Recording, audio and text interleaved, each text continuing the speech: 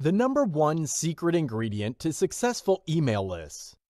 You have probably heard of all sorts of successful marketers making millions of dollars from their email lists.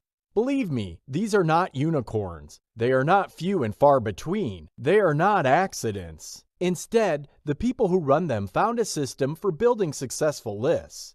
The good news is, if they can do it, you can too. What is their secret? There are actually many different secrets, but they all boil down to one key concept. Wrap your mind around this concept. Implement it with your own mailing list, and you can well be on your way to replicating these successful marketers. What is the secret? It's emotional buy-in. You need to get your list members to emotionally buy into what you're doing.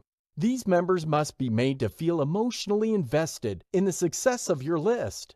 When they feel they have some skin in the game, so to speak, they are more likely to read your email. They will open your emails more often. They will engage with you by sending responses. They are more likely to click on the links contained in your emails.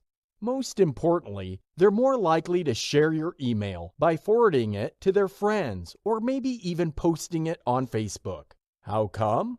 Why do people buy in emotionally to any type of content? If you have been following Instagram influencers, you would know this is not unusual. There are influential people on social media who have hardcore, die-hard fans. How did this happen? Well, these people feel they are co-owners or have a stake in the content of that account. Get people on your list to feel the same way. Well, how do you make this happen? You can try one, a few, or all of the following. First, ask for their participation and mention them in your updates. People would like to feel that they matter. People would like to see their name printed somewhere. It makes them feel important and substantial. Next, you should credit them for their ideas. Don't dismiss ideas. Don't filter people's suggestions. If they took the time out and effort to share their thoughts with you, credit them. Acknowledge them. You don't have to carry out those ideas, but when you give people credit, they feel emotionally tied to your list. Next, you should ask for people's help.